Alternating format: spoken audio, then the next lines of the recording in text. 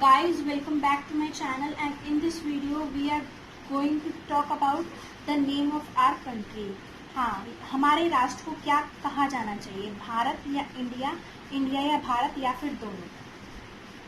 Article 1 clause 1 of the constitution of India में ये लिखा है कि India that is Bharat shall be the union of states, यानी कि हमारे कॉन्स्टिट्यूशन ऑफ इंडिया में दोनों नाम रिटर्न हैं। लेकिन अभी फिलहाल में सुप्रीम कोर्ट में इसके ऊपर एक पिटीशन फाइल हुई है कि कॉन्स्टिट्यूशन ऑफ इंडिया से इंडिया को हटा देना चाहिए, और इस पिटीशन के साथ ही इस मुद्दे पे एक बार फिर से बहस शुरू हो गई है कि हमारे राष्ट्र का नाम क्या होना चाहिए। वैसे तो कहते हैं कि नाम में क्या रखा है, लेकिन हमारे देश में नाम को एक बहुत ज़्यादा महत्व दिया जाता है, क्योंकि किसी भी पर्सन की या किसी भी कंट्री की आइडेंटिटी उसी के नाम से होती है। तो हम बात करेंगे कि सुप्रीम कोर्ट ने अपने इस पिटीशन में क्या अपना डिसीजन दिया है, क्या वर्डिक्ट दिया है, और इसी के साथ कॉन्स्टिट्यूएंट असेंबली में, यानी कि जब हमारा कॉन्स्टिट्यूशन ऑफ इंडिया, भारत का संविधान ड्राफ्ट हो रहा था, तो उस टाइम इस मुद्दे के ऊपर किसने क्या क्या कहा था और क्या बातें हुई थी। So without further do let's get started.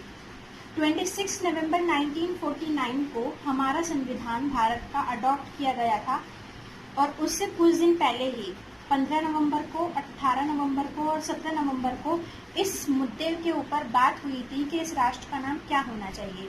सेठ गोविंद दास ने ये कहा था कि ये बहुत ही ग्रेटिफिकेशन की बात है कि हमने भारत नाम को एडॉप्ट किया है, लेकिन जिस तरीके से इसे हमारे संविधान में रिप्रेजेंट किया गया है, क्योंकि आर्टिकल 1 क्लॉज 1 में लिखा है इंडिया दैट इज भारत, यानी कि जो ज़्यादा इम्पोर्टेंस दी गई है वो इंडिया को दी गई है, वो बिल्कुल भी सेटिस्फैक्ट्री नहीं है, उन्होंने बोला था। और ये जो नाम है ये बहुत ही अजीब नाम है, and these words are not beautiful, उन्होंने कहा था सेठ गोविंद दास ने। और उन्होंने ये भी सजेस्ट किया था कि हम इसको ऐसे रिप्रेजेंट कर सकते हैं, Bharat that is also known as India in the foreign countries, यानी कि भारत जिसको इंडिया नाम से भी जाना जाता है फॉरेन कंट्रीज में। उसी के साथ M.A. अयंगर साहब ने कहा था कि हम इंडिया वर्ड के प्लेस पे कोई दूसरे वर्ड सब्स्टिट्यूट कर सकते हैं, जैसे कि भारत, भारतवर्ष या हिंदुस्तान। और उनके इस सजेशन को बहुत सारे लोगों ने सपोर्ट भी किया था, जैसे के.वी. राव ने, श्री राम सहाय ने और हरगोविंद पंत ने। लेकिन उस टाइम पे किसी कारणों से ये जो रिजोल्यूशन है ये पास नहीं हुआ था, और जो ड्राफ्ट कॉन्स्टिट्यूशन में लिखा था India that is Bharat shall be the union of the states, वही फाइनल हो गया और आज तक वही चला आ रहा है।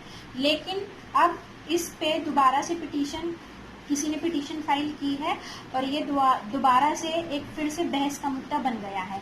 तो सुप्रीम कोर्ट ने अपने वर्डिक्ट में ये बोला है कि क्योंकि कॉन्स्टिट्यूशन में दोनों लिखे हैं इंडिया दैट इज भारत, तो सुप्रीम कोर्ट इसमें इंटरफेयर नहीं कर सकता, इसके साथ छेड़छाड़ नहीं कर सकता।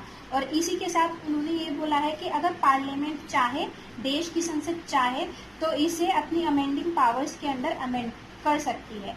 और पार्लियामेंट की अमेंडिंग पावर्स दी गई हैं आर्टिकल 368 ऑफ द कॉन्स्टिट्यूशन में। तो अगर पार्लियामेंट चाहे तो इसको अपनी अमेंडिंग पावर्स के अंदर अमेंड कर सकता है।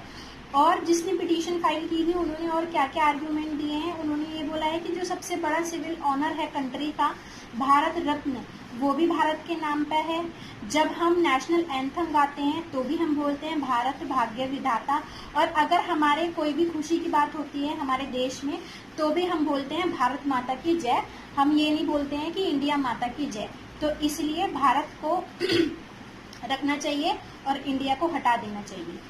तो on this topic my personal opinion is, क्योंकि हम इस चीज़ को इस तरीके से भी समझ सकते हैं या देख सकते हैं कि at the time of independence 1947 में जब हमारा देश आज़ाद हुआ था, इंडियन इंडिपेंडेंस एक्ट 1947 के थ्रू, तो वो जो एक्ट था वो हाउस ऑफ लॉर्ड्स में और हाउस ऑफ कॉमन्स में पास हुआ था। तो कहीं ना कहीं आज़ाद होने के बाद भी इंडिया के ऊपर डोमिनियन था ब्रिटिशर्स का। तो हो सकता है कि उस टाइम पे इस वजह से इंडिया को रखा गया हो हमारे कॉन्स्टिट्यूशन में। लेकिन अब जब हम इंडिया की या भारत की बात करते हैं एक अंतर्राष्ट्रीय स्तर पर, एक इंटरनेशनल लेवल पे। तो जब भी लोग इंडिया का नाम सुनते हैं तो भारत से उसे जोड़ते हैं, और भारत शब्द को हम अपने देश की संस्कृति से कहीं ना कहीं जोड़ के देखते हैं। यानी कि जो शब्द भारत है वो देश के लोगों की फीलिंग्स के साथ, उनके इमोशंस के साथ और उनकी संस्कृति के साथ जुड़ा हुआ है। क्योंकि अंतर्राष्ट्रीय स्तर पर भारत आज एक सक्षम राष्ट्र है, एक इंडिपेंडेंस कंट्री है, तो इसलिए भारत शब्द को प्रेफरेंस दिया जाना चाहिए इस नाम में। So guys, that's it for this video. And आप क्या सोचते हैं इस बारे में? Do let me know in the comment section. So that's it for this video. For more such informative videos, stay tuned, press the subscribe button and the bell icon. We'll meet you soon in the next video.